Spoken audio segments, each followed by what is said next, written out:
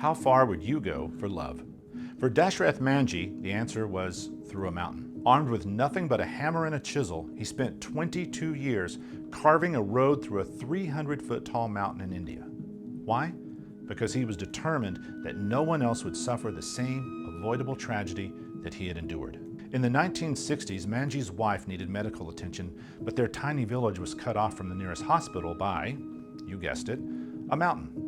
By the time Dashrath had gotten her to help, it was too late. Heartbroken but determined, Manji made a vow. No one else in his village would ever die because they couldn't reach help. Armed with nothing more than hand tools and sheer willpower, he started carving a road by himself. No machines, no government support, just one man versus a mountain. I'm trying to imagine that first day when he walked up to a rock wall armed with a broken heart and a hammer and started swinging, determined to make change.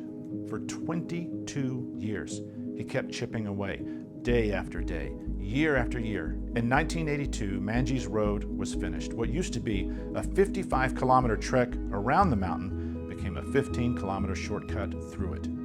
He didn't just carve a road, he essentially invented time travel to allow the villagers to enter the modern world. Suddenly, this once isolated village had direct access to schools, education, markets, and hospitals. Because of his work, countless lives have been saved, and Dashrath became a legend, the mountain man of India. Proof that one person's determination can move mountains, or at least punch a hole right in the middle of them. And here's something to think about. Dashrath Manji didn't just carve a road, he exposed a bigger issue. Accessibility. Even today, millions of people in rural areas around the world struggle to reach basic services like hospitals and schools. Even here in America, hospitals in rural areas have been closing at alarming rates. That means life-saving care is suddenly further away. And especially here in America, healthcare access can be right across the street and completely inaccessible. Pharmaceuticals, which cost pennies to manufacture and are often developed with taxpayer money, are many times only available to the wealthy. Just days ago, convicted felon and current American President Donald Trump repealed a policy to negotiate for lower life-saving drug prices. Why?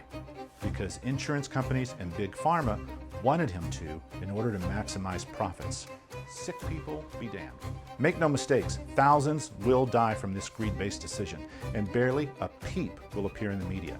And just like Dashrath Manji, thousands will suffer heartache at something that was completely avoidable. It makes me wonder, what mountain will those heartbroken people be willing to take a hammer to make change?